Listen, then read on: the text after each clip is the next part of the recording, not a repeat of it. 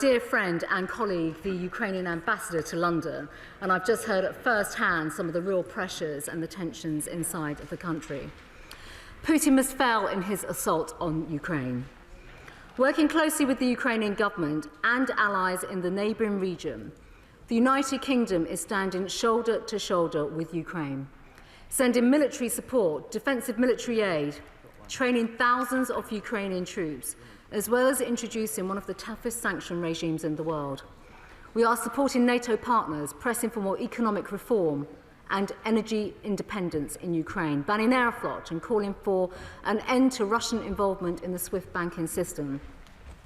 We will continue to think robustly and creatively about what more we can all do. And as I said in the House yesterday, the government will bring forward amendments to the visa penalty measures in the Nationality and Borders Bill so that we can slow down and effectively stop the processing of Russian visas of any state that poses a threat to our national security or the interests of our allies across the world.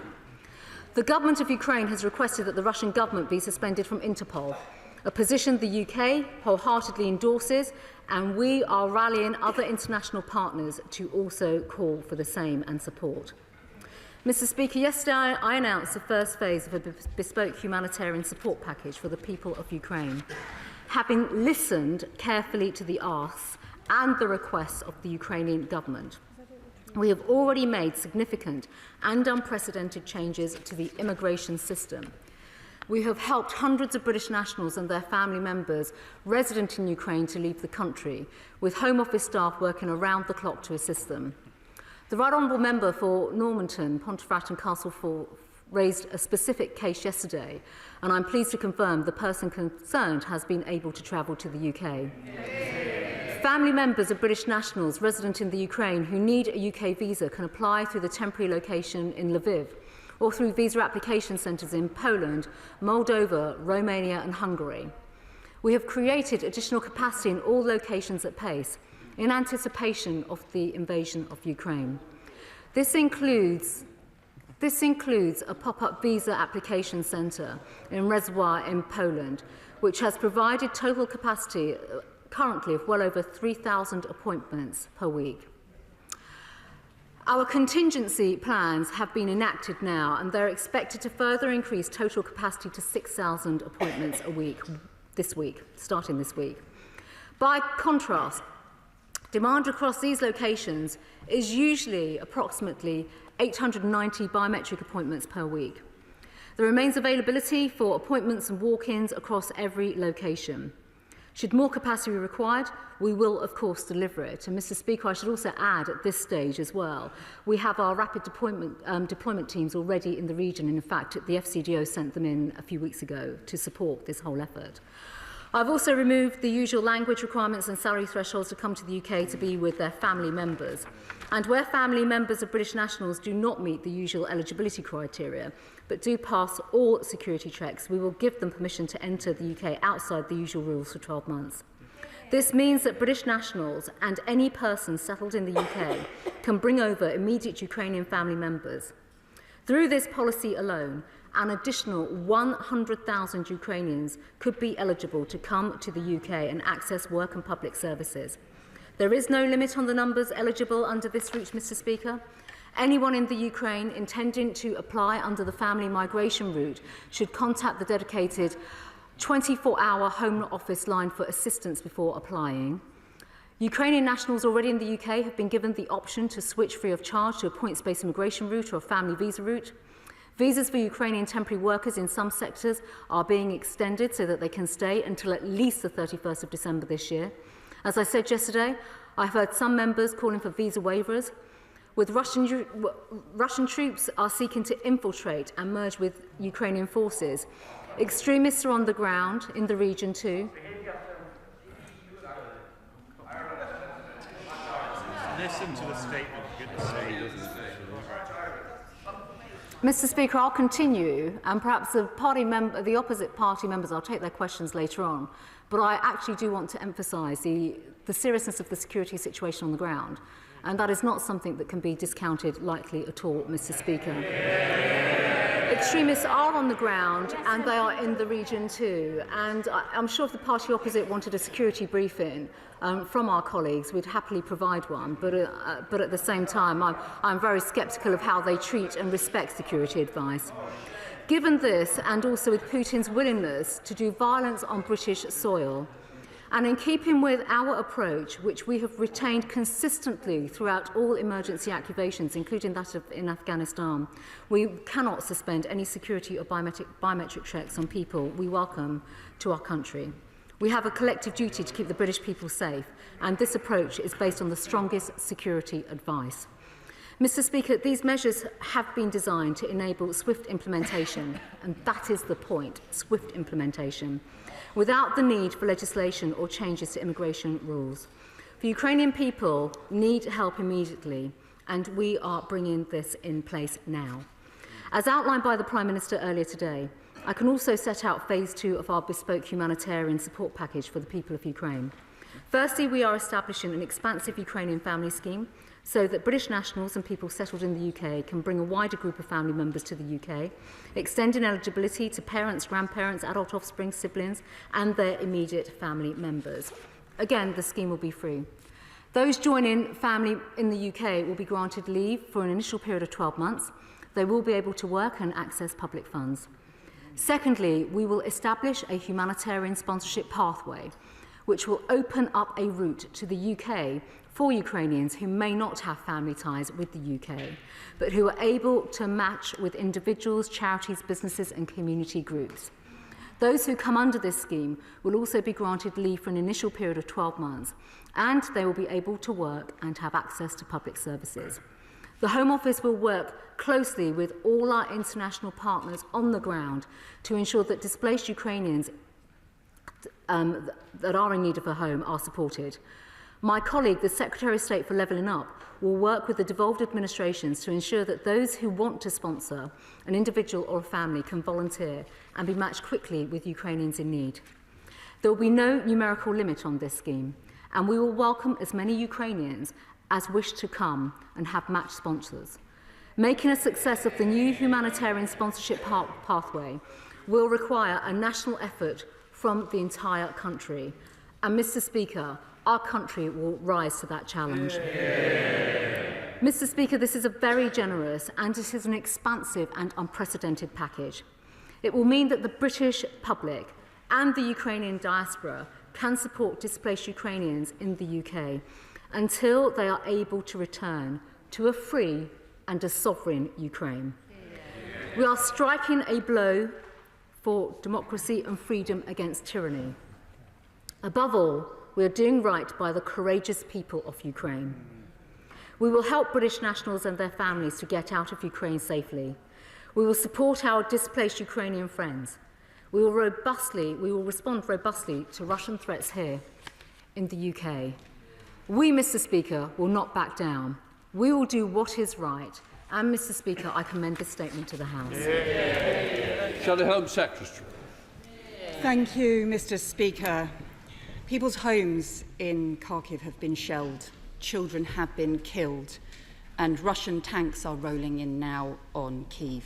And the Ukrainian people are showing immense courage and resolve in the face of a despot and in the face of unparalleled aggression. And we need to do our bit to support them alongside sanctions, alongside the equipment assistance. That also means being prepared to do our bit to provide sanctuary as well. Families are being split up, often fathers and older children staying to fight, mothers, grandparents and younger children leaving to find safety and sanctuary. And many of those families want to stay close by to home, but for those who want to travel to the UK to seek shelter with family or friends and get the support they need at this dreadful time, we must be ready to help, and we must be ready to do our bit alongside other countries, as we have done in generations past, to give sanctuary to those fleeing war in Europe. We have been calling repeatedly on the government to do more to help, and there will be considerable relief that the government has now changed its position and accepted we must do more.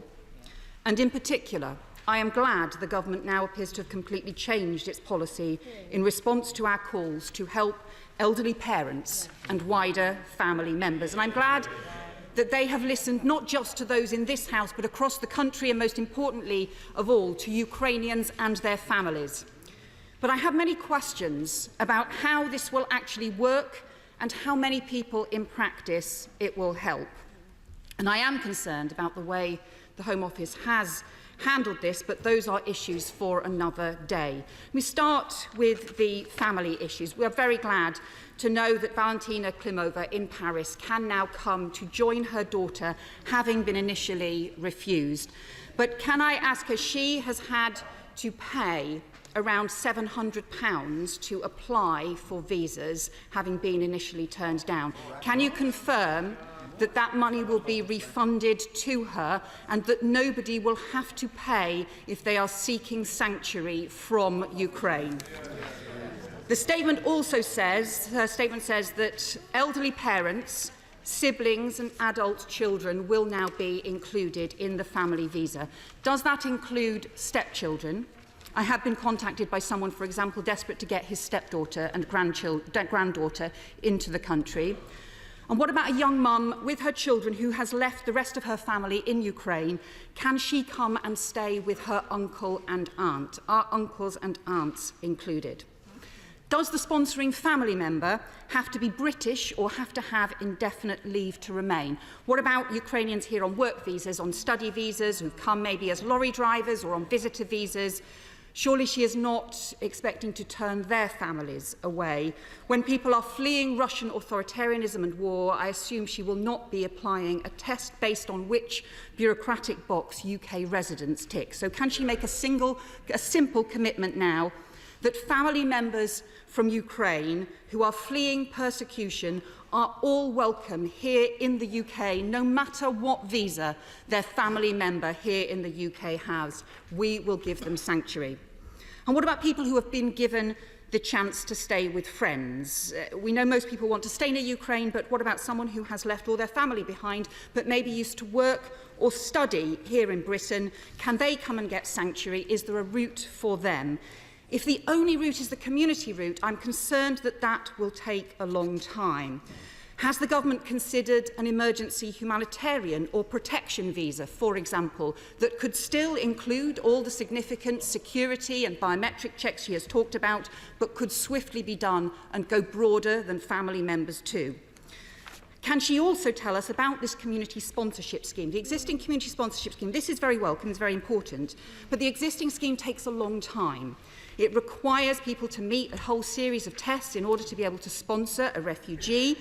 Requires considerable fundraising. I'm sure many people will want to be involved in it, but I know many people who have been deterred in the past by how complex the system is. So far, it has only helped around 500 people resettle over a period of 5 years. That's around 100 a year. So can she tell us how many people she's expecting to be able to be helped and what action she will take to speed up that system to make sure it gets proper support? I can see that it is not a resettlement scheme. It does not appear to have active government support. Can I ask her why there are no proposals for a resettlement scheme as part of this statement, and whether she has looked at that, and what plans there are to go further and provide a resettlement scheme in addition to community sponsorship? And finally ask her about the figures that she has raised, the 100,000 or the 200,000 figures that she's raised. I've not been able to find anybody who can make sense or explain the source of those figures, so perhaps she could explain to us how many people in practice she thinks will come and how those figures have been calculated. It is really important that the government has accepted we need to do more. We have a huge responsibility to work alongside other European countries to provide sanctuary to those who are fleeing war in Europe. But we must make sure that that actually happens in practice, and that bureaucratic hurdles, that delays, that obstacles do not get in the way of people showing the support across the country that they want to show for those who have fled the appalling fighting in Ukraine. We have all made pledges, all of us, to stand by Ukraine. We must do that in providing sanctuary now. Home Secretary. Thank you, Mr. Speaker. Well, first of all, Mr. Speaker, I think it's important to recognise that the British government is the first government to actually outline some practical measures in terms of how we are bringing people to the United Kingdom. It is actually true. It is true in terms of the specific schemes that we have outlined today, and either the party opposite are interested and want to listen to how.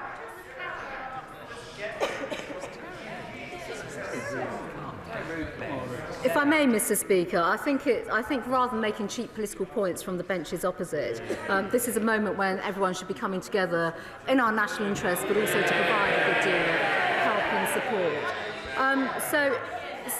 So, if I may, Mr. Speaker, in response, first of all, to some of the points the Honourable Lady has made, this is a family scheme. So she's asked about stepchildren. It is a family scheme, and on that basis, a Ukrainian family scheme. So family members, and I've already outlined some of the categories, will be eligible to come over to the United Kingdom, and the scheme will be free. She's also mentioned about the lady that has paid fees. All fees for schemes will not be put in place. If there's a refund that needs to be provided, that will also be provided. I think while I have the floor, Mr. Speaker, it might be worth me outlining some practical measures, actually, for all colleagues. Yesterday in the House, I said that MPs should not get themselves directly involved in caseworking. As of tomorrow, just to guide the Honourable Lady as well to help in response to her questions, the Home Office will be providing a team based in Portcullis House where MPs can directly refer cases, in addition to the helpline, to actually make sure that applications are fulfilled and that any resident, particularly in your own constituencies, where you have Ukrainian nationals or British nationals who are interested in sponsorship, but also in terms of bringing family members over, within hours we will be able to triage those cases and bring those cases through our systems and actually help to get people over. Now, Mr. Speaker, there are some wider points that I would like to address that the Right Honourable Lady has made, and actually this does relate to numbers. We have a very generous offer in terms of the numbers of people that we would like to bring over, and as I said earlier on, and I will repeat for all members in this House, we are not bringing in caps or limits to these numbers at all. At this stage, I think we should just be very honest and level with everyone. We do not know the numbers of people that would seek to come to the United Kingdom, and we base this, actually, quite frankly, on the conversations that have taken place with our ambassadors in London but representing the regions. As I said, I've come to the House straight from a meeting with the Ukrainian ambassador, who again is very grateful for the routes and the support that we are providing, but the government doesn't know, and the Polish government, who's asking for assistance in country, the Hungarian government, the Czech government, they want assistance in country, they want aid, they want resources right now. They themselves are saying that they do not know how many people will want to come to the United Kingdom, but nonetheless, that should not deter us from the work that we are putting in right now. The other fact to note, Mr. Speaker, and I think the Right Honourable Lady mentioned this in her remarks as well, we are being clearly told that people want to stay in region. It is a fact that what is taking place in Ukraine right now, with the amazing and heroic resistance that is being shown, people are fighting for the freedom of their country, and family members and loved ones want to stay in the region. So the work of our government is actually twofold. It is to provide the support in region, the humanitarian assistance, because there is a big need for humanitarian support and aid, and the government is doing that, while at the same time creating routes. And my final comment, Mr. Speaker, in response to the Right Honourable Lady, is about the sponsorship route. This will be led by the Secretary of State for Levelling Up and the department specifically. There'll be further announcements coming in terms of how that would be stood up, because that is a national effort. Charities, businesses, community, the diaspora community in particular, who are willing to make this scheme happen, and that's right that we work with partners. But of course, linked to that, she's asked about resettlement. This is just a phased approach. We are looking at every single avenue, and when we look at our record in government on on this already. We've had 97,000 people, BNOs, come over, 18,000 people from Afghanistan. We've created resettlement pathways. This government has that capability, and we are absolutely ready to stand them up. But of course, we can do that working with our partners in country and in the region. Sir Roger Gale. Thank you, Mr. Speaker. The women and children fleeing from Ukraine are seeking refuge from a war in a European country that is a member state of the Council of Europe, of which we also are. So we have a clear duty towards them. I've listened to my right honourable friend with great interest, and I shall study with care her proposals for a humanitarian sponsorship pathway. In East Kent, we have a team of people ready, willing and able to take cars and coaches to the Polish border to bring people home to Britain. We have, as she knows, a processing centre at Manston Barracks capable of dealing with those people. Can we do, please, as we did in 1956 and 1968, cut through the red tape and get these people home so that their menfolk fighting and dying on the streets of Kiev can at least know that their women and their children are safe? Well, my friend, absolutely. I think he summarises the situation very, very clearly and in the right way. That is exactly what we are doing. And in terms of creating the pathways and the routes, this also means, Mr. Speaker, working with countries in the region. And that is taking place right now, and it has been, that dialogue with the Polish government, the Czech government, the Hungarian government, because we are working with them through the FCDO and the rapid deployment teams that are in country and have been in country in terms of how we can get people out of the region that want to come to the UK and need to be sponsored, or through the routes that we have outlined. Those mechanisms are in place. I think it's really important to recognise as well, Mr. Speaker, and this does come back to the actual situation on the ground, and not just in Ukraine, but in those countries that are receiving refugees right now. It is very difficult. They have capacity and constraint issues as well. And it is the British government, along with other combined aspects of the government, FCDO, the MOD, Home Office teams, all our teams are absolutely surging capacity to assist those governments at this very difficult time. Stuart C. MacDonald, the SNP spokesperson. Thank you very much, Mr. Speaker. And to be fair, that was certainly better than what was said yesterday. But why is it that yet again, at a time of humanitarian crisis, the Home Office is having to be dragged towards a generous and comprehensive response instead of a shambolic and miserly mess? For days, the Home Secretary has lagged behind the demands of the public, demands from this Parliament, and even within her own party. For Ukrainians already here, instead of a piecemeal visa extension, can we have a comprehensive extension of all visas for at least a year? She referred to switching to the points-based system, but not everybody will qualify to do that. What are they supposed to do? In relation to Ukrainians seeking safety here, yesterday I raised the case of my constituent who's fled to Romania with his Ukrainian family. His wife and child will be fine, but his 59-year-old mother-in-law and his 6-year-old niece were not helped by yesterday's announcement, and it's still not clear that they're helped by today's announcement, are they? Because that is a very typical case that MPs across this House will have to deal with. The simple and the just response, Mr. Speaker, is to waive visa requirements for Ukrainians and offer comprehensive protection. That is the only way to stop splitting up families and the only way to help Ukrainians as a whole, avoiding the red tape that we've already heard about today. And if our European allies can do it, so can we. Her letter to MPs this morning said those who don't fit the family criteria can apply ordinarily under the points-based immigration system. That is just about as helpful as the infamous suggestion that people use the agricultural worker scheme. Now, today, the humanitarian sponsorship pathway that was announced could be a welcome addition, but we need to see the details, and we need to be clear that this is not the government palming off its responsibilities to communities who will take a long time to organise. The unexplained security concerns that the Home Secretary has mentioned cannot justify us taking a different response to our neighbours. Indeed, we share an open land border with Ireland, who has just made the very move that we are suggesting. So none of this adds up. And will the Department stop with this PR exercise, picking numbers out of a hat to justify its miserly response? 100,000, 200,000, these are completely and utterly works of fiction designed to get the Home Office out of a hole. Finally, Mr Speaker, she mentioned her awful anti-refugee bill. How can she justify a piece of legislation that would criminalise Ukrainians who arrive here seeking asylum outside the scheme she's announced today?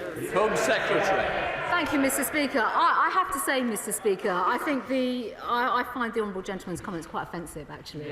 Insulting in every single way.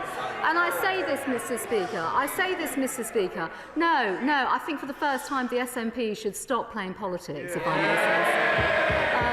At every single stage, on immigration issues in particular, I recognise and appreciate fundamentally we have a different point of view. Order. No. Mr Brendan McNeill, I expect better. You've been chirping. Let me finish. I don't want you chirping all the way through. I want to make sure you get a question, and quite rightly, your question will be important. Don't waste that opportunity. Home Secretary. Thank you, Mr Speaker. Actually, Mr Speaker, in response to the Honourable Gentleman who you've just asked to be quiet, effectively, if I could just point to the House, the Honourable Gentleman contacted me at the weekend, I think it was on Sunday, with a case, and he had a response back within minutes. So I think let's just recognise that response came from me. I picked up that case personally myself, so I don't need to be told to be getting on with my job. Thank you very much. With regards, if I may, to the party opposite, I think actually, rather than making these really quite offensive points, they are offensive. No, they are offensive. They're not. Primarily because I think there has to be a recognition here, Mr Speaker. I'm very sorry that the party opposite doesn't want to listen to a word that I have to say on this. We have been working for weeks and weeks across government with countries in the region and the Ukrainian government. We are working to provide the schemes and the assistance that they have asked for. This is not a case of just saying, carte blanche, do X, Y, Z. We are developing the schemes in conjunction with them. We've known about the crisis on the ground for a considerable period of time. We've also known about the need to surge capacity in the region. That work has been taking place. And on that basis as well, as I've already said, Mr Speaker, helping people should be our priority, not speaking about systems and process. We are absolutely circumnavigating that to make sure that we have the facilities in place so that we can triage cases for those people that want to come here, while also providing support to those that want to stay in the region. Can I just say to everybody, I want to get everybody in, so let's help each other, because it's a very, very important statement. Please, hold your fire until it's your question, and then make sure that you can put the question. So please, let's work to help each other. David Davis. By clearly welcoming the Home Secretary's response to the calls for generosity from many of us, as I expected she would. And I think this is a much more generous system, but quite properly she's taken time to make it work practically. I want to raise with her a practical issue, however. She said the numbers are not clear.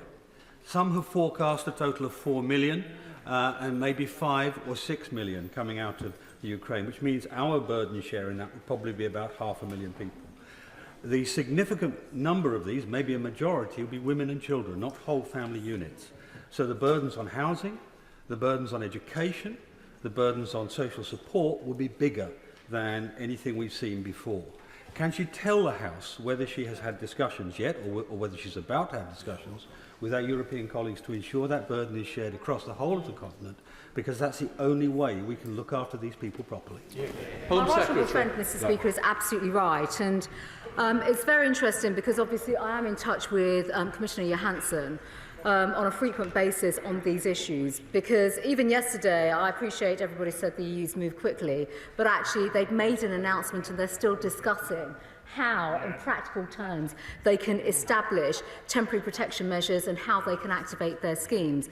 We all have to step up, and in fact, colleagues in the department are already speaking to devolved administrations. Informal talks have happened in recent weeks, and also the Department for Levelling Up and Communities will be playing a pivotal role with this. Chair of the Select Committee, Dame Diana Johnson. Thank you, Mr Speaker. And can I thank the Home Secretary for making this statement today after the confusion, I think, of yesterday's attempt to inform the House of what her plans were. I want to ask about the humanitarian sponsorship pathway. I think the Home Secretary said that it was to be led by the Secretary of State for Levelling Up. So I just wanted to be clear about what role exactly the Home Office will play in this, what resources the Home Office will be putting into this pathway. When does the Home Secretary expect the first Ukrainians will arrive under this pathway? And when, I know she said that she can't estimate numbers, but what's her best guess of how many will be able to be eligible under this scheme? Mr. Speaker, I'll be very frank, we don't know at this stage, and the Secretary of State for the Department for Levelling Up will be making statements and sharing with the House in due course details of the community scheme specifically, because that is under development. So I can't tell the Right Honourable Lady potential numbers that will come through this route. In terms of the Home Office role, I mean, this is a whole of government effort. So, you know, we will continue to support people in coming over, giving them the status that they need, securing their paperwork and all of the essential pieces that we always play a role in. But this is now a whole of government effort in terms of joining up across government. And to be quite candid, Mr. Speaker, there are lessons that we are learning as well off the back of previous schemes, the Syrian resettlement scheme and also the Afghanistan scheme as well, where there is still so much work to do. And it does come back to my Right Honourable friend's point about accommodation and infrastructure in our own country, which we have to be very honest about in terms of how we can actually support people that we do bring over. Dame Andrea Lids. Thank you, Mr. Speaker. I do want to heartily congratulate my right honourable friend for what I think is a compassionate and balanced response, reflecting the warm welcome we want to give families reuniting, but also respecting that so many families will want to be supported in the region so that they can go back to Ukraine as soon as possible. In my own constituency, I was informed that there is a hotel that's being prepared for Ukrainians coming to the United Kingdom. I'm delighted about that. I know many of my constituents will want to support them. So can my right honourable friend update the House on what we can do, our communities can do here to support those who will be arriving very soon, I hope? Well, my right honourable friend is absolutely right. And I have to say, having had and spoken prior to coming to the House today to the Ukrainian ambassador. And as we see on our screens just how difficult things are within the region and in Ukraine, I think the best thing that the British people can do is give a warm welcome to people from Ukraine who are coming here. And colleagues have already referenced this inevitably will be women and children because of the policy of the Ukrainian government of conscription and men staying behind and fighting. There will be a lot to do. We want to get children into schools. We want to ensure that they can continue their education. And also just reflecting on the many conversations that I've had with governments in the region and also with my Ukrainian counterpart and also the ambassador. They want to be able to go back to rebuild their country. And that also means that the human capital point is going to be so important. So skills, education, just the whole ability to feel safe and secure. We can't underestimate the impact that that will have on people. And I think that's really where we can make a difference. Hilary Benn. Thank you very much indeed, Madam Deputy Speaker. There are 2 mothers and 3 children who have now reached Poland, having fled the violence in Ukraine. 1 mother and 1 child, who are my constituents, have pre-settled status and British citizenship respectively, so they could return. But her sister fled with them, with her 2 young children, and they are all Ukrainian nationals. Now, they are refugees. They have nowhere to go, but they have a family in Leeds who will give them shelter. Could she tell me whether, under the policy she's just announced, that mother and those 2 children will be able to come to the UK? Of course. The answer is yes. And would the honourable gentleman like to send me the details? Thank you. Damien Green. Thank you, Madam Deputy Speaker. In a letter that I and more than 40 other colleagues from the One Nation Caucus wrote to the Prime Minister yesterday, we asked for a flexible and pragmatic approach to this problem, because this isn't just another migration crisis. This is a crisis of war. And in that context, can I very much welcome the humanitarian sponsorship pathway that the Home Secretary has announced today. And can I ask her, I appreciate it's in the early stages, but can she give any more details about the responsibilities that the sponsors, whether individual or corporate, will incur? What will they have to do to be sponsors? Because I think if the government gets this right, then this will tap into an enormous wellspring of generosity in the British public, which will be exactly what's needed in this terrible crisis. Well, my right honourable friend is absolutely right, and I would just like to pay tribute and actually thank my right honourable friend for his work and support in this area, and also he will understand this remit very, very well from his previous roles in government too. I'm afraid, Madam Deputy Speaker, I can't share those details. I simply don't have them because of the cross-government nature of this work on sponsorship. But my right honourable friend has made a very important point, which is actually about the generosity of the British people. We have been, and I think we should just be very mindful of this, we've been overwhelmed actually with just so many offers of support. I have to say, from businesses, the community, the diaspora community itself. And we know this, and just my own experience of setting up the BNO scheme for people that fled Hong Kong, that community came together very well, and we're actually taking out some of the key component learnings from that to apply for this scheme. Chris Bryant. Thank you, Madam Deputy Speaker.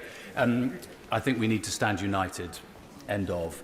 But the government has said that it wants, quite rightly, to sanction Duma members, and it wants to sanction members of the Russian Federation Council, but it's not been able to do so yet. Alisher Usmanov has already been sanctioned by the EU, but not yet by the UK, but I suspect he'll be pretty soon on a UK list, and Everton should certainly be cutting ties with him already. Roman Abramovich, well, I think he's terrified of being sanctioned, which is why he's already going to sell his home tomorrow and sell another flat as well. And my anxiety is that we're taking too long about these things. Now, I'd have a suggestion on what might help. I fear that the government is frightened of letters, lawyers' letters from all these oligarchs' friends. One way to circumvent that is if ministers just read into the record in a proceeding in Parliament all the sanction criteria, and then they'd be protected. Home Secretary. As ever, having worked with my right honourable friend on some of these issues in the past, actually, on the Foreign Affairs Select Committee, his points are absolutely valid. It is taking time, and there are lots of legal reasons, and he will be aware of that. Members of the House will know this as well. I don't want to cut across the work that the FCDO are doing on this right now, but there is a lot of detailed work taking place on sanctions, and much of that is coming to the House pretty soon. Sir Robert Butler. Thank you, Madam Deputy Speaker. May I warmly welcome my right honourable friend's statement, and we on this side of the House are particularly pleased with the announcement that she's made today about the humanitarian sponsorship pathway. I'm listening very carefully to her assurances that she will work closely with colleagues at the Department for Levelling Up to make sure this scheme avoids the pitfalls of the past. And that's a very important point, bearing in mind the rapidity of what is happening here, Madam Deputy Speaker. 500,000 people in a week have been displaced from Ukraine. The numbers will rise into the millions. It is vital that the Right Honourable Lady and my government step up to the plate as governments have done in the past and show that this country is not just capable of action against aggressors, but is capable of the compassion that has made us a great place to live. Secretary. I must thank my right honourable friend. He is a great friend on this issue and many other issues, Madam Deputy Speaker. And I do just want to emphasise that, sadly, I think in this current age, we've seen too many crises and too many people displaced around the world. And as ever, every single scenario and circumstances needs a unique and bespoke response. And that is what we are doing. That is why clearly the BNO response was very different. The Afghanistan response was very different. And this is absolutely a fitting response. But I do want to emphasise again to all colleagues, one that has been developed with our partners in the region and the government of Ukraine. Joanna Cherry. Thank you, Madam Deputy Speaker. Can I start by associating myself with the measured and well-made comments from my honourable friend, the member for Cumbernauld, Kilsyth and Kirkintilloch East. He is one of the most well-respected and well-informed and reasonable members of the House, and all he was trying to say was that systems and process are essential to getting this right. So in that spirit, can I ask the Home Secretary a question about a constituent's parents who've been granted visas to travel to the United Kingdom, but their documents were at the Visa Application Centre in Kiev, which is obviously now closed. Now, over the weekend, they fled the fighting in Donbass and they're making their way overland to a third country. I don't want to say exactly where for reasons of their safety, and then they're hoping to fly on to the United Kingdom. So my question is this. What steps is she taking with border force officials to ensure that visa holders, like my constituents' parents, who arrive in the UK without the correct physical documentation through no fault of their own, when that physical documentation existed but they just couldn't get to it, what will she do to ensure that they receive a warm welcome and are given the access to this country to which they're entitled? Madam Deputy Speaker, in response to the Honourable Lady, there are a number of measures, and it's not just border force. This is actually a conversation I've had with the Ukrainian ambassador today, because of people without documents that can be verified, all sorts of issues. We're trying to use both systems out of country, but in country as well. So we've got an operation in Lviv in particular. We're trying to verify those that are trying to leave their data and match it against our systems as well. There's actually quite a lot of work taking place on this, but I think she should provide me the case that she's mentioning, and we will absolutely take that on board and pick it up this afternoon. Dr. Julian Lewis. Thank you, Madam Deputy Speaker. These welcome efforts are going to put a huge extra strain on her department. Can I urge her to bear in mind the situation of those other refugees who fled from Afghanistan to Pakistan, who have actually been granted entry visas to this country, but who are stuck there because they entered Pakistan undocumented in an emergency, and the Pakistani authorities could well grab them and send them back to a terrible fate in Kabul? Will she reach out to the MOD to set in place safe extraction measures for those people we've agreed can come here, but who cannot show themselves in Pakistan because our so-called ally is too close to the Taliban? Exactly. Well, I thank my right honourable friend for what is a very, very important point. The Afghanistan resettlement and also the plight of Afghanistan refugees has not ended. It absolutely has not ended. And so far, as everyone in the House will know, we welcomed over 20,000 Afghan refugees. And the Minister for the Afghan Resettlement Scheme is on the bench with me right now. She's in constant contact with the MOD, particularly as well FCDO partners in Pakistan, because there are challenges, there are absolute challenges, there really are. And we can't just move from one international crisis to the other. We absolutely do need to continue to work on this. And again, if I may, Madam Deputy Speaker, this is a whole of government effort, because we are using the FCDO and the MOD to deal specifically with these cases. Clive Efford. Thank you, Madam Deputy Speaker. My constituent's mother went to the visa centre in Kiev on the 16th of February 2021 to deliver her biometric fingerprints. She was received confirmation that her application had been received 8 days later.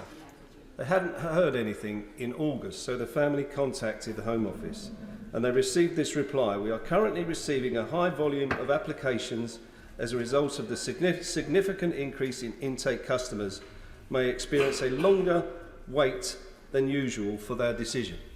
So if there was an increase in demand as far back as August, what was done to address that? How many cases are there like this? What's going to be done with the information that's in the visa centre in Kiev? And what's going to be done to assist my constituent's mother? First of all, I can't answer the specifics around the case. You'll have to, I think if you can email the details to me this afternoon, I will pick that up. And also, I have to say, just in terms of as I've already outlined in the House today, across our centres, we are united in our databases and the information that we have. So I will pick up the case, is all I can say this afternoon, and look at it further. Sir William Cash. Oh, thank you, Madam Deputy Speaker. May I very strongly commend my right honourable friend for her tremendous work in this field. She has enormous problems to deal with, and I'm sure the whole House will be united in supporting her and the Prime Minister and the Government in this national emergency. Could she do everything possible to ensure that the legislation currently in the House of Lords, which she's indicated will need to be amended, will be implemented and enacted as soon as possible? And could she could I urge her to urge the House of Lords to take the measures necessary to get this legislation onto the statute book as soon as possible?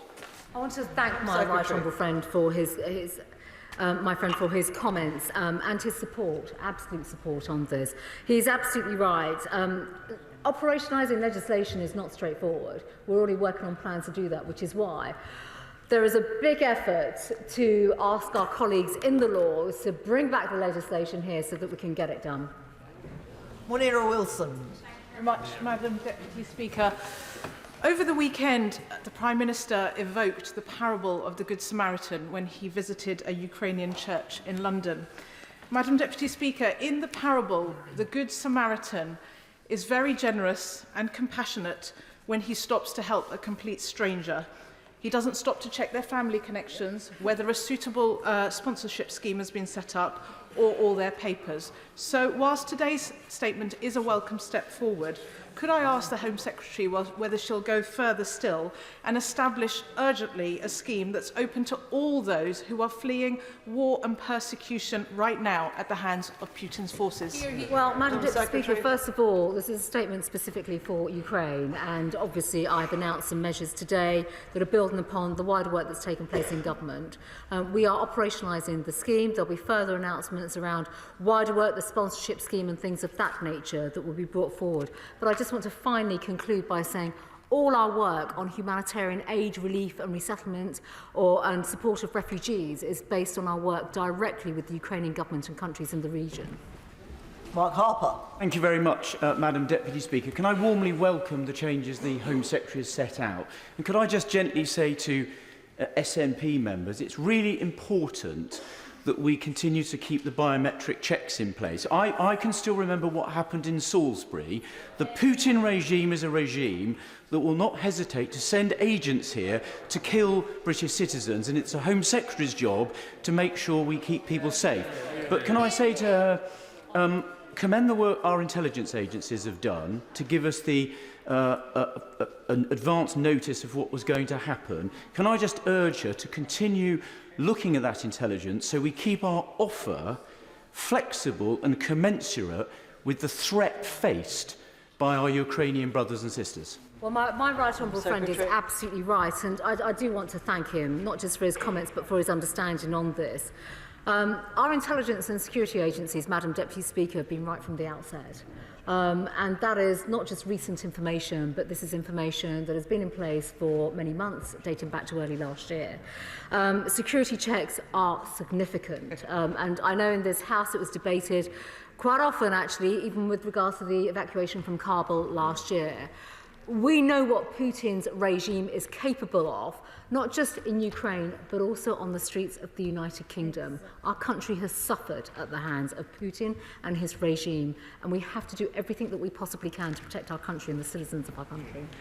Helen Hayes. Thank you, Madam Deputy Speaker. I note the very strong emphasis on community sponsorship in the Home Secretary's statement today, and I'm a supporter of community sponsorship, which provides a fantastic welcome for refugees who come through that route. But community sponsorship requires a huge amount of work by community groups and many hurdles to be jumped through at the Home Office.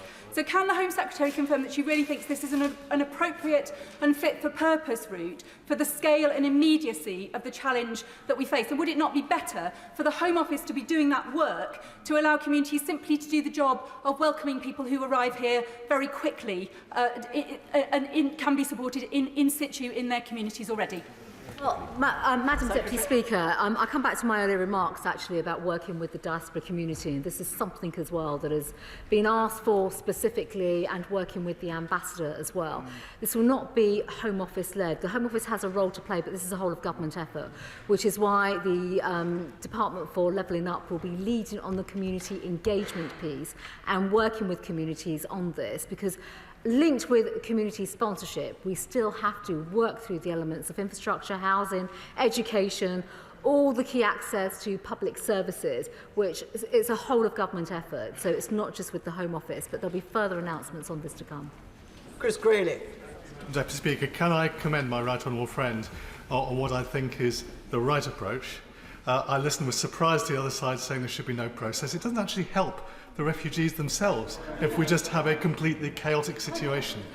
can she tell the House what work she is also doing with the UNHCR? Because the numbers of people coming out of Ukraine means this is going to have to be a global response and not simply a European one. My right honourable friend, Madam Deputy Speaker, is absolutely right. And I think, again, coming back to having a united response on this it's really important. And I don't just mean in this House, but actually internationally.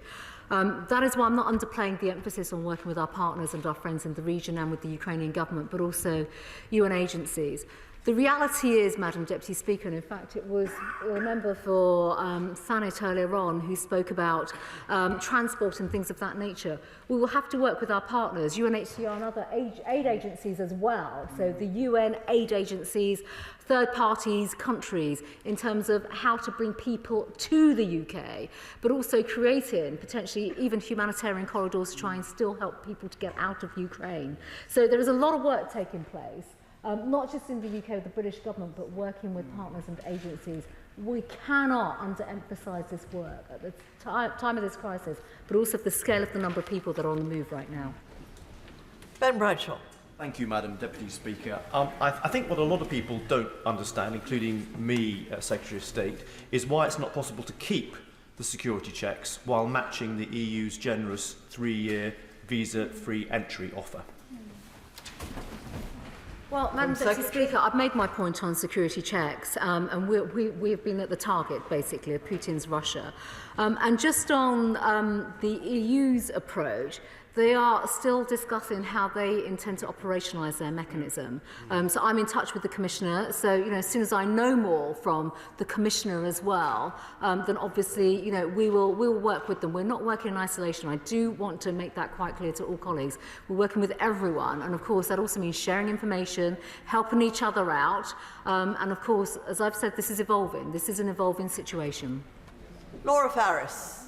Thank you, Madam Deputy Speaker. I welcome the offer that the Home Secretary has announced today to the Ukrainian people at this moment of desperate need, and her reassurance that there will be no limit on the numbers of Ukrainian people who can enter the United Kingdom under one of the qualifying schemes. A constituent of mine emailed me today about his mother and father-in-law, Ukrainian nationals who've escaped the country and are now in a European country. They've applied for a visitor visa and been told they face a 15-day delay. Could I meet with her or one of her officials to see what we can do to accelerate their safe passage to the United Kingdom? Madam Deputy Speaker, and I would just say to all members of the House, if you have cases that are coming to you, as I've said, first of all, from tomorrow we will have staff in Portcullis House, and we'll be writing to all members, Madam Deputy Speaker, this afternoon with basic information as to where to go with your cases. And of course, I'm more than happy to pick up cases, as I have been doing, directly from honourable colleagues. Do Clive Betts. Thank you, Madam Deputy Speaker. Receiving refugees here is the first step. How we treat them is just as important once they get here. I appreciate that the Home Secretary has said that becomes a responsibility for the Secretary of State for levelling up. Will she ensure that in that role he is now having urgent discussions with local authorities who are going to be absolutely key to providing accommodation, education for children, social services support, mental health support, and it's absolutely crucial that local authorities get the resources to do it. Indeed, it might be very good if the Secretary of State for Levelling Up could come to the House and make a statement on those matters. Absolutely, Madam Deputy Speaker. No, I absolutely understand, and I hear exactly the points that the honourable gentleman is making, and obviously with his own experience across the board in local government. I think it's important to say, Madam Deputy Speaker, this is a whole of government effort. We are one government, and this is an integrated approach that we are taking. And he is right, we have to provide the services, the infrastructure, and not all of that can materialise overnight. Work with local councils, absolutely. Talks have been taking place informally with the devolved administrations. This is absolutely ongoing. But as I've said, getting started is sometimes the hardest thing. It really is. It may be imperfect at the outset, but we also know what kind of support we do need to provide. And it's the government's objective and priority to make sure that we do the best that we can, working across the country with local authorities and working across the whole of government. Sir Geoffrey Clifton-Bright. Thank you, Madam Deputy Speaker. Following on the question from the gentleman from Sheffield, Attercliffe, can my right honourable friend say a little bit more? And I accept it's not her direct responsibility, but as he asked, the cross-government effort to make sure that these refugees coming into this country are given a proper welcome. They may well be traumatised, they've lost their principal family member, they may never see them again, they may be requiring medical attention, they may be old, they may be young. Can we have a cross-government effort to make sure they are properly welcomed into this country? Let me, Madam Deputy Speaker, give my right honourable friend that reassurance. This is a whole-of-government effort. And as I think I mentioned earlier on in my remarks, we learn through previous efforts as well, Syria, Afghanistan. These were harrowing conflicts, and people have arrived in our country. I mean, I still speak to those that were involved in developing the Syrian scheme as well, and the sponsorship scheme, the resettlement scheme. There were people that came over who were traumatised, really sick. Same from Afghanistan. Last year alone, I met many of those individuals and families as well. So the situations are highly traumatic and deeply distressing. We are well aware of the provision that needs to be provided, but it will be a national effort. It will be a national effort across all aspects of society. Gregory Campbell. Mr. Speaker, the Secretary of State alluded to the sponsorship pathway. Will she be having discussions with the devolved institutions so that there is a seamless approach to all parts of the United Kingdom? That, I would assume, would ensure she would have discussions with at least one Sinn Féin minister. Given that party's influence in terms of the Russian sphere of influence in the past, hopefully she will use her best endeavours to ensure that no political attitudes get in the way of a humanitarian approach across the UK. If I may, Madam Deputy Speaker, the honourable gentleman makes actually a very, very powerful point. At a time like this, there should be no room for political issues or political points, and I think that's really quite important. The world is in crisis. Look at how the West has been threatened. Look at what is going on in Ukraine in terms of freedom, democracy being completely undermined. We have to stand united and together. And it is only by working together across, yes, the devolved, across the entire United Kingdom, but as I've emphasised again, Madam Deputy Speaker, with our friends and partners in the region, that is how we stand up to tyrants such as Putin, and that's how we stand with the people of Ukraine. Sir Edward Lee. Everybody wants to be humanitarian, and we're under pressure, or she's under pressure, to have a visa-free scheme like the rest of Europe.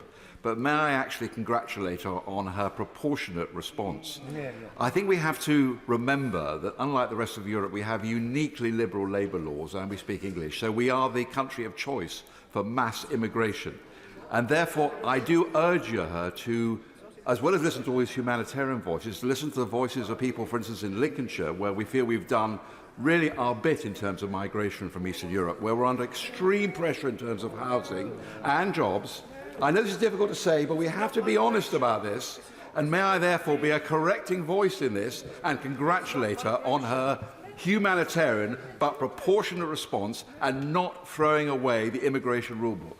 Thank you. Secretary. Thank you, Madam Deputy Speaker. My right honourable friend actually makes some important points about the balanced approach and the pragmatic approach that we are taking. First and foremost, as I've said to the House throughout this session, we've worked directly with our partners in region, the Ukrainian government. We have to understand their needs as well. We absolutely do. We want to do the right thing by the people of Ukraine. There's no question about that. I've spoken about security checks, the significance of them, but also the fact that we are giving people who want to come to the United Kingdom the chance to live their lives freely, access public funds, but also work. And with that, of course, people will need documentation, and we have a system in place for all of that. We feel that we're taking the right approach, working with our partners. As ever, though, we are in challenging and difficult times, Madam Deputy Speaker. And with that, things could evolve, and I've already pointed to the sponsorship route that is under development. But it is right that we secure our frameworks in terms of how we bring people over. Yes, indeed. Barbara Keeley. Thank you, Madam Deputy Speaker. I have a constituent living here with his Ukrainian spouse of 22 years who wants to offer his home as sanctuary to 3 family members fleeing the war in Ukraine and now heading to a third country. They are a niece and her young daughter and a cousin's young daughter. But the government's Ukrainian family scheme does not include nieces and cousins. Now, most of us, I think, would say that our families include our nieces and our cousins. What can I tell my constituent about offering sanctuary and his home to his family members? And will the Secretary of State reconsider both including other family members in the family scheme and the time limit of 12 months when other countries have allowed up to 3 years? As I've said, Madam Deputy Speaker, if the Honourable Lady wants to send me the details, we'll look into this. Mike Wood. Thank you, Madam Deputy Speaker. I think most of my constituents in Dudley South would like us to be generous with the sanctuary that we offer to those fleeing from besieged homes. The measures that my right honourable friend has announced allows people to turn their own generosity into practical and direct action. But will she continue to work with organisations like the United Nations and the Red Cross to look at how else we can best support those in need? I'm afraid it's absolutely right, Madam Deputy Speaker, and I do want to just come back to one of the points I made earlier on. The situation is very difficult in region and in Ukraine, and UN agencies, it will be an inevitable fact, the UN agencies will be asked to do more, and there'll be more convening. It won't just be about money, it'll be about practical aid and practical support. And with that, of course, we will continue to work with those agency partners in the United Kingdom, because we do have to integrate and we do have to join up in terms of how we help the people of Ukraine. Angus Brandon McNeill. Thank you very much, Madam Deputy Speaker. As the Home Secretary knows, and I'm glad she's already mentioned, I have a constituent, Derek MacLeod, a businessman on the Isle of Lewis, who's got 20 family members and in-laws, normal people who are now refugees on the Polish-Ukrainian border. The accommodation is there, we want them in the Hebrides, but so far red tape in London is stopping them coming to Scotland. There's a simple question from Mr MacLeod. Can the 20 come to the Isle of Lewis? And as Mr MacLeod says, time is lives. And him and his wife are obviously very concerned. Thank you, Madam Deputy Speaker. I've already said to the Honourable Gentleman, I think this is a case that he's been in touch with me about. We are looking into all of this. Peter Byrne. Thank you, Madam Deputy Speaker, and I'm very grateful for the Home Secretary coming to the House at the earliest opportunity to update us. As we know, women and children are fleeing through West Ukraine to get to safe countries. But they are vulnerable, obviously, to air attack by Russian aircraft.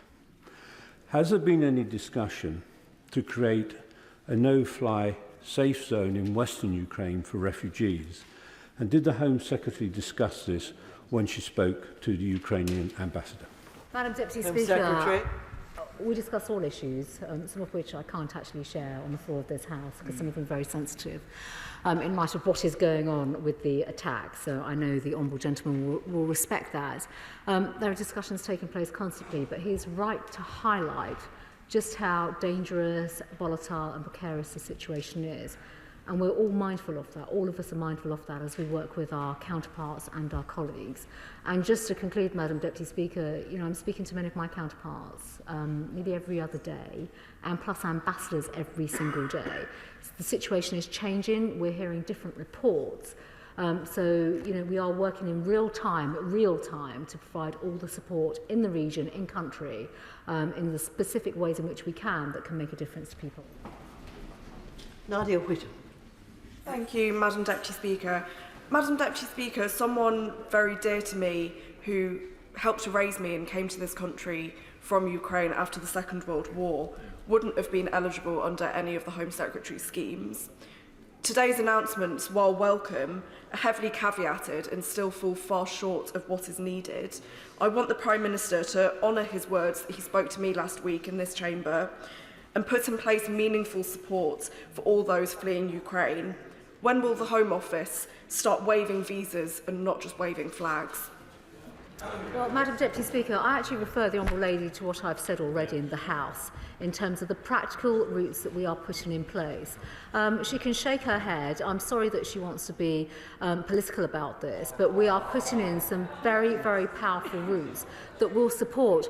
We don't know how many people will come over, but these routes have been developed in conjunction with our colleagues from the Ukrainian government counterparts, but also from the actual needs of people from what we're hearing in the region as well.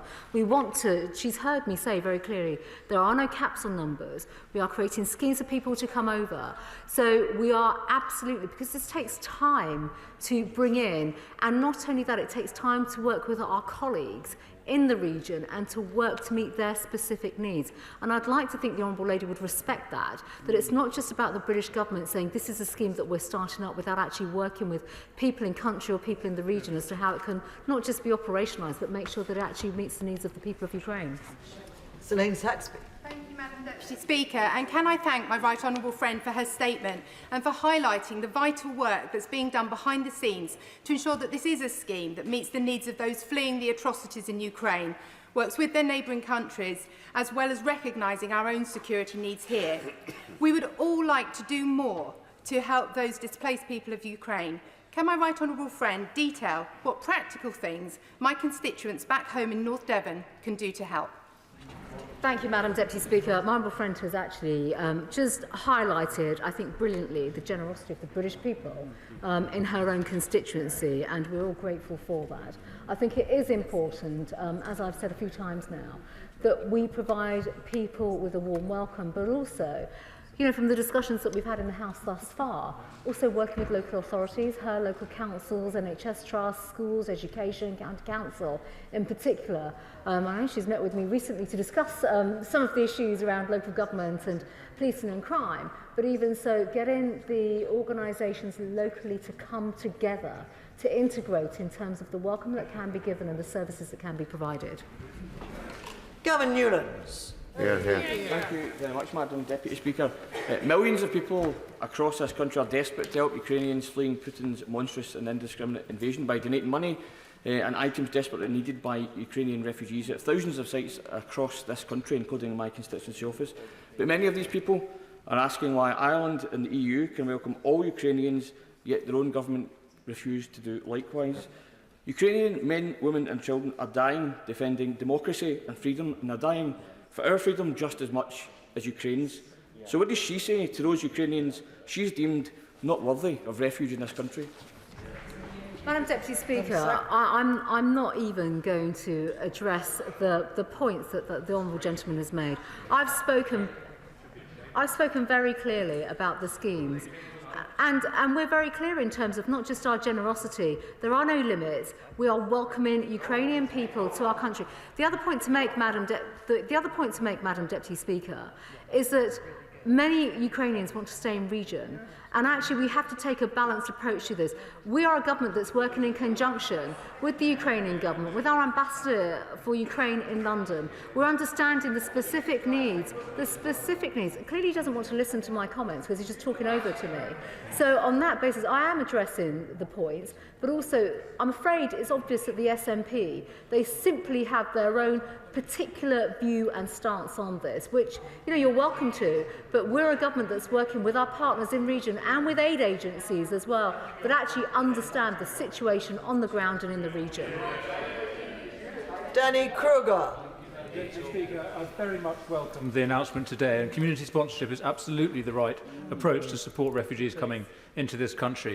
Of course, it doesn't come for free. Volunteering is not free. I hope there might be some public funds available to support the community groups, but perhaps even more helpfully, might she work with the Charity Commission and with charitable foundations to establish a philanthropic fund so that people can make direct contributions themselves to support their neighbours who are supporting refugees?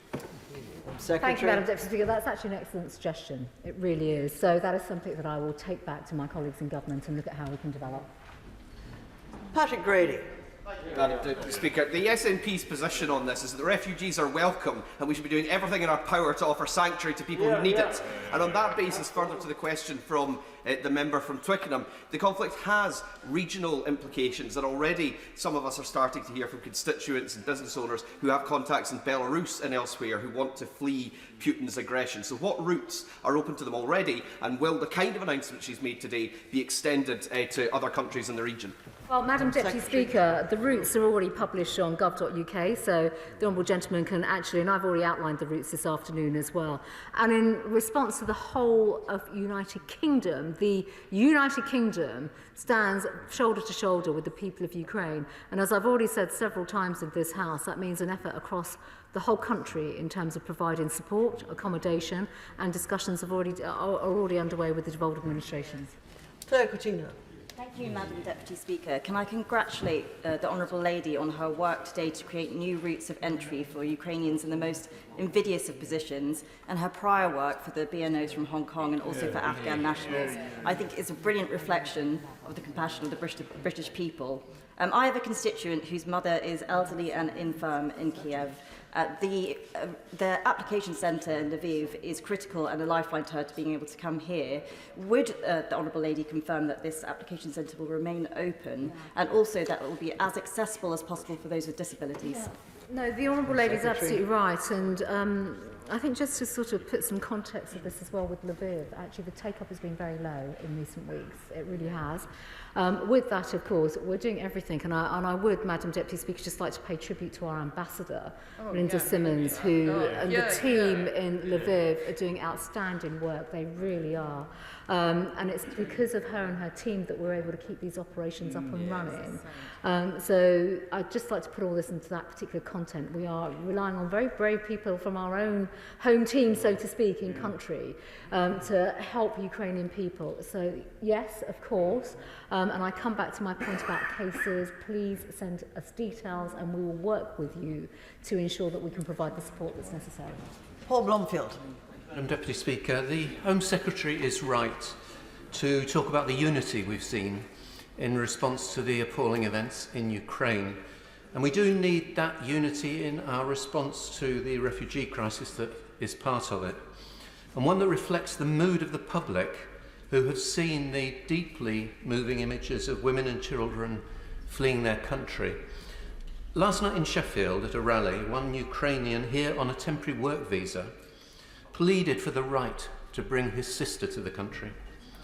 So will the Home Secretary confirm that the family reunion scheme she's announced today will extend to him and others on temporary visas?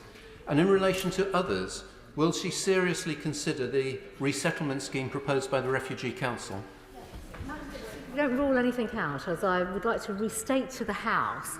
You know, this is a response that we have been developing in conjunction with partners, and of course the situation is evolving. It's absolutely evolving.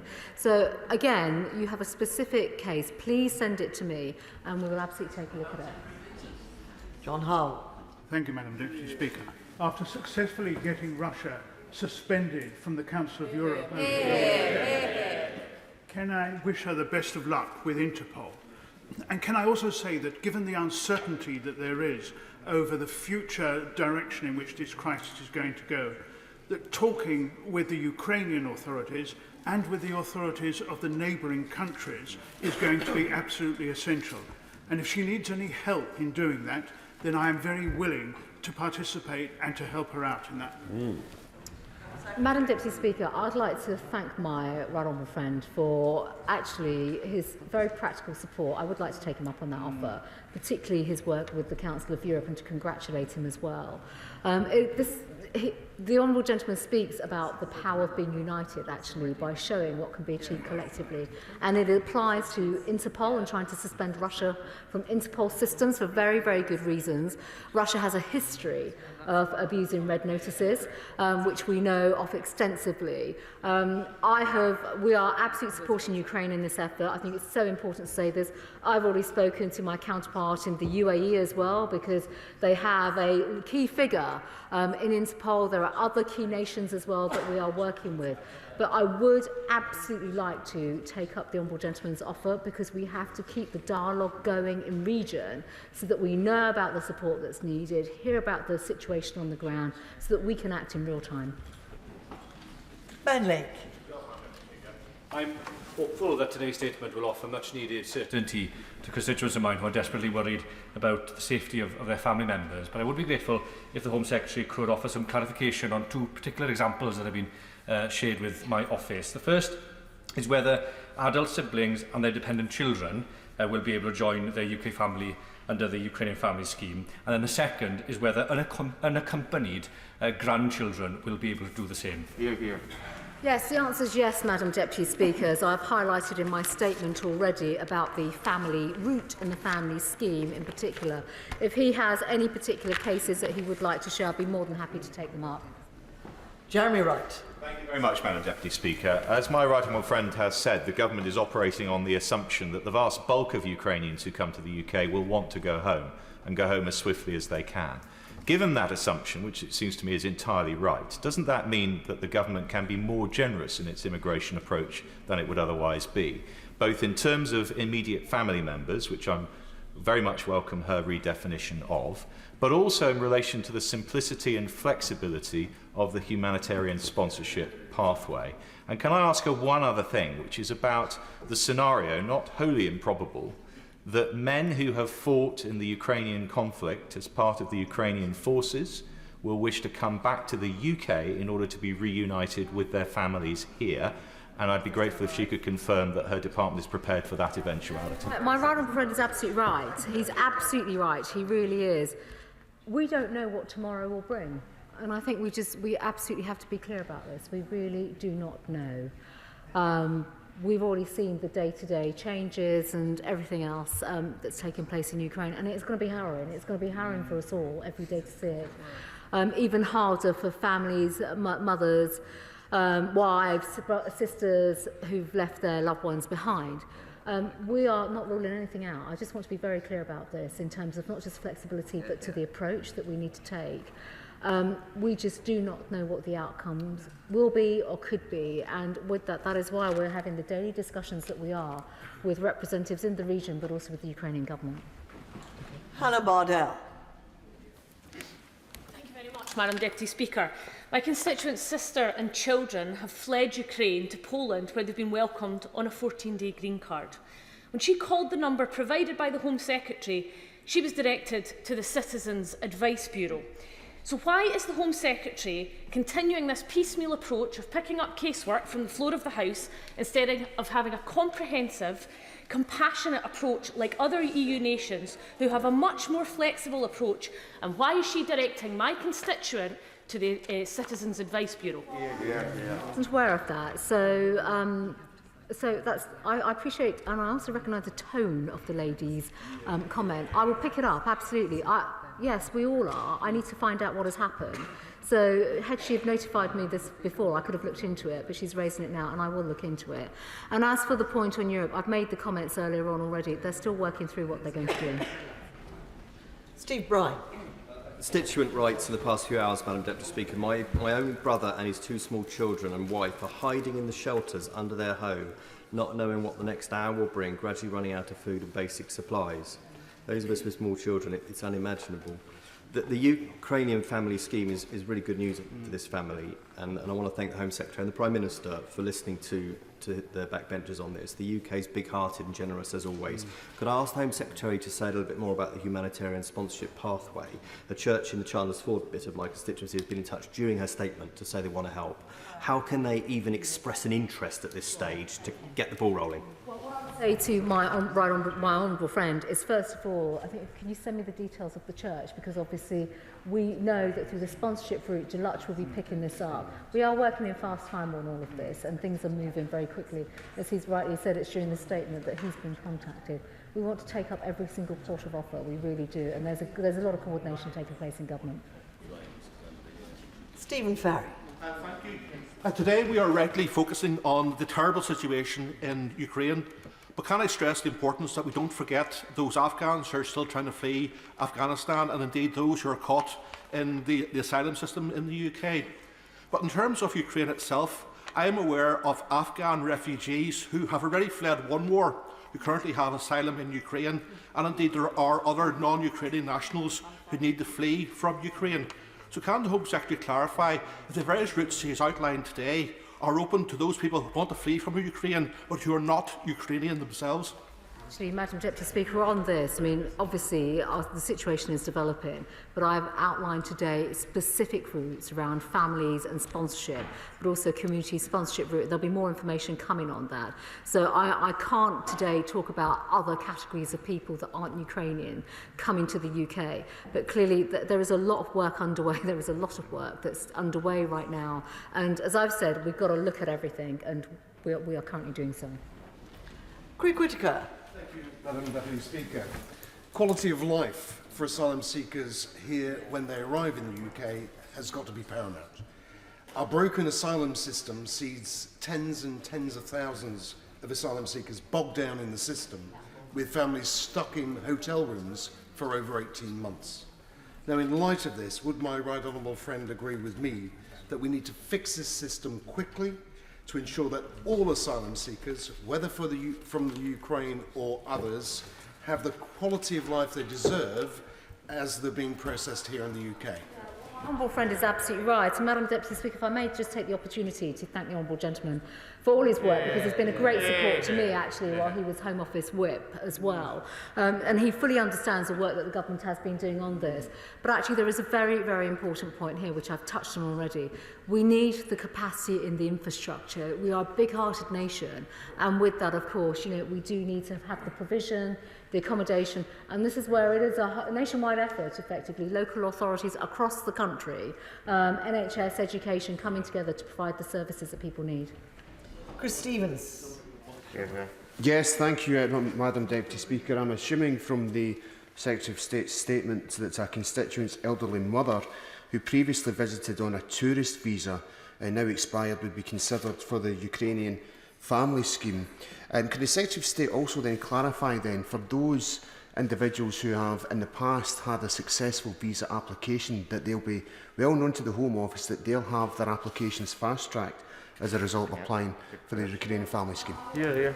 So we'll have to have a look at the individuals that are coming forward, obviously, because not everybody who's previously had a visa may want to come. But the family scheme will capture a considerable number of family members, and obviously those that have been here before will be eligible to come clearly within that family route, and we'll make sure that that works. Caroline Noakes. Deputy Speaker, as a former Immigration Minister, I might be expected to pay tribute to all those hard-working Home Office staff, particularly those in region. Community sponsorship works. It really does. And we have long been recognised as a global leader in it. Can I be reassured that my right honourable friend, the Home Secretary, will make sure that this scheme works at pace, though, because that's one of the biggest lessons that we've had to learn. We need this to work quickly. People are being bombed as they try to flee Ukraine. And can I just add, we often hear the language of burden sharing when we're talking about refugees. It's not a burden. We should regard it as a privilege to be in a position to help. Can I just echo the words of my right honourable friend, actually, in terms of the last phrase that she has used, which is a dreadful phrase, actually. It is an absolute privilege. It is an absolute privilege in terms of not just how we stand up in the world, but actually the support that we give to other human beings. She's absolutely right about community sponsorship. We actually looked at this for other schemes last year, Afghanistan and all the rest of it. They do work, but they need to be stood up fast. Signing up schemes fast also means that sometimes they can fall over if they're not set up properly, and it is our intention to make sure that we have the basics in place. And I've said, as I've already said, we need the accommodation, the facilities, the wraparound support and care. That is just so important. So we're building lessons from previous schemes, but also, as I said, working across government to look at how we can bring it fast. Chiomura. Thank you, Madam Deputy Speaker. And the contrast between the desperate scenes of ordinary Ukrainians fighting for their lives and fleeing for their lives, and the Home Secretary's condescending, complacent, we are already doing so much, we should be praised statement is deeply troubling, especially given the long delays and numerous failings of the Afghan settlement scheme and the asylum scheme more generally. So can she tell me, my constituent is British, his partner is Ukrainian, can they expect to welcome her brother and sister, niece and nephew, grandfather and grandmother, regardless of her immigration status? Madam Deputy Speaker, the Honourable Lady can send the case and we'll pick it up. Nikki Aiken. Thank you, Madam Deputy Speaker. Can I thank my right honourable friend for her statement today? It is clear that this is not business as usual immigration exercise. This is not mass economic migration. This is women and children and elderly people fleeing for their lives, not knowing if they will ever see their fathers, sons, brothers, husbands ever again. So I welcome this compassionate set of measures that my right honourable friend has announced today, does she agree with me that not only providing safe haven for refugees fleeing this conflict, that it's also equally important that we throw every single economic and diplomatic sanction at the Russian regime and send a very clear message to Putin? He must withdraw his troops and peace must be restored in Ukraine. My friend is absolutely right. This isn't a moment for making flippant remarks or anything of that nature, which has obviously taken place in the House in some quarters today. This is a collective effort. Putin must fail. There is no equivocation here. There is no ambiguity whatsoever. My honourable friend actually speaks with great passion, and she's absolutely right about the implications, the consequences, and none of us can be moved not just by watching what we see on our screens, but actually from some of the conversations. I've had some very harrowing conversations actually with my counterparts, which will concentrate people's minds as well as some of the wider implications that we are seeing. We need Putin to fail. We have to be united. We have to apply every single economic, diplomatic and military measure and apply that in a consistent way and in a united way. Carla Lockhart. Thank you, Madam Deputy Speaker. Can I thank the Secretary of State for her tireless efforts in these difficult days. Many missionaries from Northern Ireland and indeed across the United Kingdom are currently serving in Ukraine and are helping those in need. Likewise, the local response to gathering practical aid in my constituency is humbling and commendable. Can the Secretary of State therefore tell us what is being done to work with the extensive church networks in Ukraine to deliver and distribute much needed aid to those who actually are in need? It makes a very important point, and in fact it's part of the conversation that I've had today with the Ambassador, because aid in country is needed. It is absolutely needed. And also getting aid into the country is a challenge. I mean, we should just be honest and level about this. It's not straightforward with all the restrictions and the situation on the ground. It is very, very difficult. I do just want to thank and commend the support and the work of missionaries and all third parties. They're risking their lives. They're risking their lives to save other people's lives. There is a lot of work taking place in this area. FCDO are leading that humanitarian work. I do just want to emphasise, though, Madam Speaker, this is a very difficult area and it's getting harder right now in terms of getting aid to people. And this is exactly why the work of the United Nations, the Red Cross and other agencies, are really pulling together and coming together to help people in country. Simon Hall. The Home Secretary is right when she says we don't know what's going to happen tomorrow and over the coming days. But we don't have to be expert fortune tellers to know that all of us across the House are going to be inundated by worried and concerned constituents who are trying to do the best for their friends and their families. She's referenced very helpfully a new member support service in Portcullis House and elsewhere. Can she just flesh out, and I know it's a small point in the general scheme of things, a little bit more information about that? Will it be adequately resourced? And will it be available to members 24/7? Because this is a crisis that doesn't sleep and doesn't rest. My friend is absolutely right, and to emphasise his point, this is a crisis and it doesn't sleep and it doesn't rest. This is 24/7. We are standing up an operation tomorrow. It will be in Portcullis House. We will obviously be working with all colleagues, and I would urge you again, just bring any representation, your cases to us directly. We will resource it accordingly because we do expect the numbers to go up. I mean, we'll be very, very frank and honest about that. In the same way in which we will operationalise in region where we can, which will also mean, Madam Deputy Speaker, bringing more people into the region. We are already working through our contingency planning. We already have the FCDO teams out there through the Rapid Task Force team. But if that means we have to bring in more Border Force staff to go in and other people from UKVI, we stand ready and we're absolutely ready to do that. Kevin Brennan. Thank you, Madam Deputy Speaker. Our colleagues, I think, on both sides of the House were a little bit perturbed yesterday when the Home Secretary said, I urge colleagues not to attempt casework for themselves, and I'm glad she's rowed back on that today in her statement. And this session, I think, has shown the vital role that members can play in bringing cases to the attention of ministers where they need action. So I do welcome what she said about that. She I listened carefully also. She said she wanted to do things united in an international way, and I don't think she's ruled out taking the approach of a temporary protection mechanism to allow access to public services. Because do we really, at the end of the day, want to be a country that until recently was granting passports and privileges to Putin's friends, but won't waive visas for Putin's Ukrainian victims in their hour of need? Speaker, if I may just clarify to the honourable gentleman. First of all, when I said about casework yesterday, I mean, honourable members raise casework on the floor of the House. That's absolutely fine. I've not said don't do that. But also it's a case of bringing cases directly in fast time. And in fact, colleagues have emailed me since the weekend where I've been picking them up myself. And obviously that is a much more efficient way. Just come to me directly. We're all 24/7. That's the nature of all our work.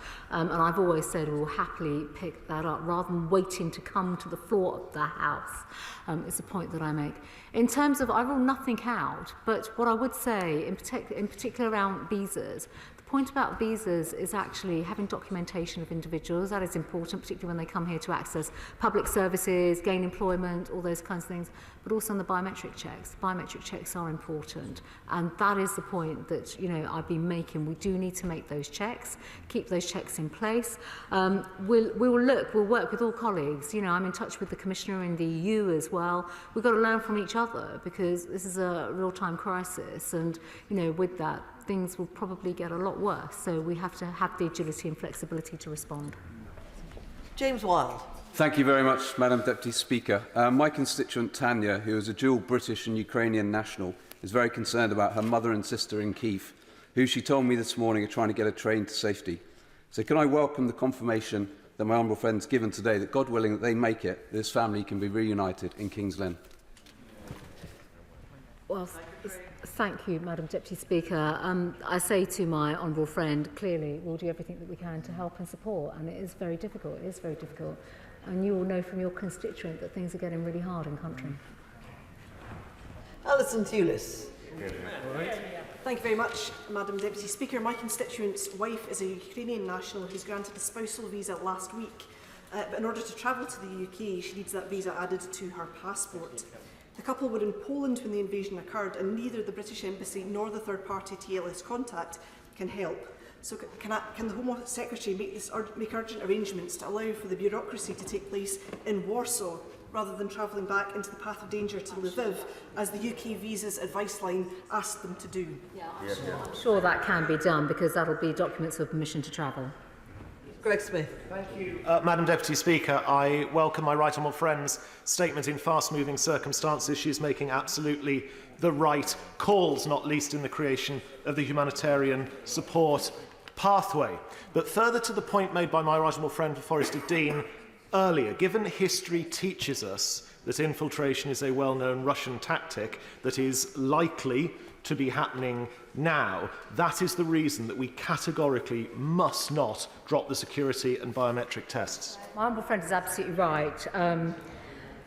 Infiltration is one aspect, but there's much wider security and intelligence information that absolutely points to the reason why we need these checks.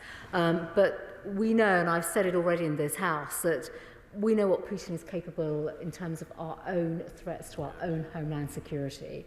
And we've seen that with Salisbury. People have died in our country, and it is right that we make sure that we check those that come to the United Kingdom. Vera Hobhouse. Thank you, Madam Deputy Speaker.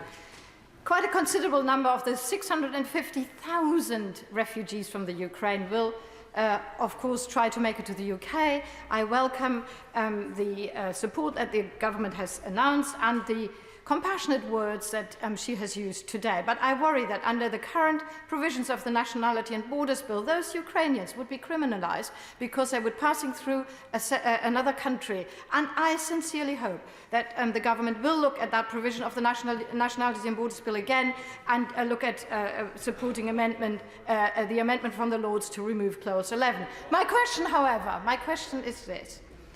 I have a constituent who has got stepchildren, adult stepchildren and grandchildren in the Ukraine who we hope to bring over. So can she confirm that the scheme that she has announced today will include stepchildren and grandchildren? I absolutely reject the comments around the Nationality and Borders Bill because this is a safe route, the equivalent of a safe route, and it's a government-sponsored scheme. Secondly, in answer to a question, the answer is yes, it is a Ukrainian family scheme. Laura Trott. Thank you, Madam Deputy Speaker. I warmly welcome the Home Secretary's open and generous statement today, and I look forward to receiving details of how we in Seven Oaks can support it. Over the last week, I've been supporting my constituents, Joanna and Sergey, both British citizens, who are desperate to bring their family over here in the UK. Sergey's sisters and parents are stuck in Ukraine, and I'm extremely grateful that on the basis of the statement today, they'll be able to come over here. Can the Home Secretary give us some indication of how long this process she expects to take? Because she doesn't need me to tell her that every day is vital. Right to say this. I've said this already during this statement, that the situation is deteriorating. I mean, that's just a fact. We've been able to turn cases around in hours, but I don't want to give any false hope or expectation here, because obviously we have to look at everything from a case-by-case perspective, which we will do. So if she follows up with me afterwards, we'll pick this up. Alan Brown. Thank you, Madam Deputy Speaker.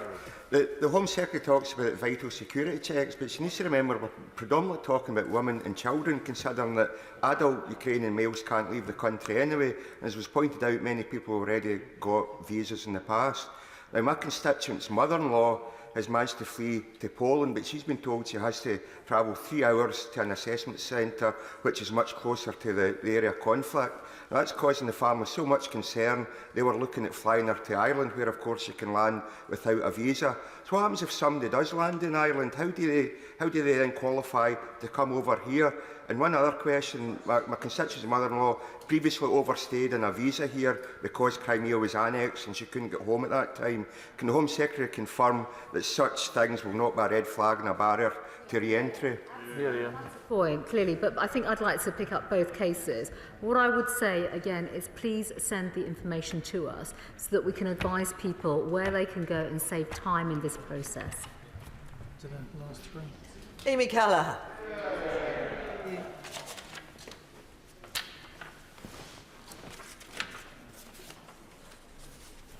Thank you, Madam Deputy Speaker.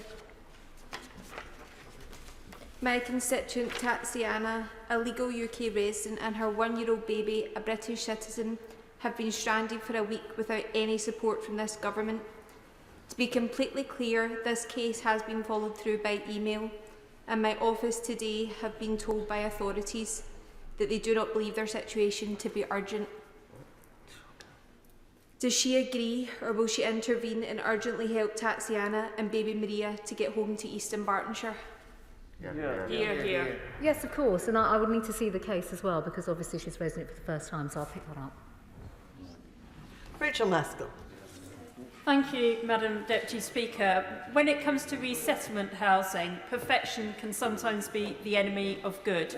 The MOD leases 7,230 homes from Annington Homes, and they are not occupied. We know that there's unoccupied local authority homes and other public estate, as well as clearly short-term holiday lets and other accommodation, and indeed people want to open their own homes. So will she ensure that she is maximising the use of all the estate across the country so that we don't have people languishing for months in hotels and are placed in communities where they can start to rebuild their lives? The Honourable Lady's just made my case that I constantly make across government departments when it comes to accommodation. We don't want people in hotels. There is estate, there is government land, there's also private sector options as well, where we could absolutely just unite and work together on this.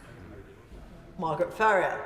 Thank you, Madam Deputy Speaker. Can the Home Secretary confirm what initial discussions have taken place with the Scottish Government and how the humanitarian sponsorship pathway will work in Scotland so that local authorities and community and church groups like those in Rutherglen and Hamilton West in my constituency who are keen to help Ukrainians with no family ties in the UK can do so apace? Speaker, discussions have taken place. In fact, my honourable friend, the Immigration Minister, started discussions last week with Neil Gray. These discussions are going to be taking place on a near daily basis, particularly through the sponsorship route that I've just spoken about in the House.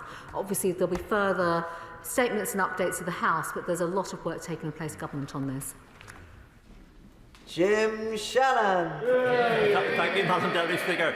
Can I first of all thank the Secretary of State very much and our ministerial team as well for all that she's doing in relation to this matter. And can I commend, if you don't mind me saying so, the Honourable Member for Torbay. And I tell the story because it's important to do so. On Sunday past, a lady from my constituency of Strangford, lives in Killaloe, contacted me. I met her yesterday morning. She has 2 children living in Ukraine. Her husband's in Ukraine as well. She's lived in my constituency for 2 years, works there. Her husband has been called up to fight in the army, and we understand that issue, which means that her 2 children, the 15-year-old boy and the 7-year-old girl, have to be looked after by elderly relatives who, perhaps maybe with respect, are not able to do so. That mother wants to get them home and get them home as soon as possible. So her options are to move over there, to go over on the 5th and 7th of March, by next week, to bring them home as soon as possible. The Honourable Gentleman has the information. I just want to make that plea for them. So first of all, if she has the assistance that she needs, that they can get her home with her children, back to Northern Ireland as soon as possible. And also, there are many others in my constituency who have contacted me who have elderly relatives, and I understand the Secretary of State is doing that as well. I also give the Honourable Member for Torbay some information about Willowbrook Foods, who are offering jobs to Ukrainians. They have a Ukrainian workforce already, and they're there and willing and able. People are generous, they're so great, we just can't get over it. Madam Deputy Speaker, I want to thank the honourable gentleman for his kind words and comments, first of all, and he's absolutely right. I mean, we will hear many, many more cases, and that'll be a fact, particularly of elderly relatives, grandparents, and all the rest of it. That is why we've created the route that we have in terms of the family route, but also I've been clear in terms of those that come here. We'll give them access to public benefits, but also the chance to work. And we have an established diaspora community in the United Kingdom as well, working in key industries, key locations. We will build upon that. And we've had many offers, Madam Deputy Speaker, I know the government has, not just the Home Office, of employers that absolutely want to help. Thank you. Point of order. Thank you. I thank the Home Secretary for so thoroughly answering a large number of questions. I've let this item of business run much longer than usual because it is so very important, and I recognise the strength of feeling in the House about it. Thank you. Point of order, Sir Christopher Chu. Madam Deputy Speaker, I seek your assistance because Mr. Speaker very generously has granted me the end-of-day adjournment debate tomorrow on the effectiveness of the Vaccine Damage Payments Act 1979. In anticipation of that debate, I've been tabling a series of name-day questions, and as of today, 7 of those have been outstanding for more than 1 week, and one of them, which names the Vaccine Damage Payments Act actually in the text of the question, has been outstanding for more than 6 weeks. This is seriously inhibiting my ability to be able to hold the government to account properly tomorrow because I need answers to these questions before the debate begins. What can you do to ensure that the Department for Health and Social Care delivers? I thank the Right Honourable Gentleman for his question. What I can do is repeat yet again what Mr. Speaker has said so often from this chair, that when members submit questions, they ought to be answered on time, and there is simply no excuse for them not to be answered. And so I do repeat most emphatically what Mr. Speaker has said many times before. Indeed, so have all his predecessors and mine. It is simply not acceptable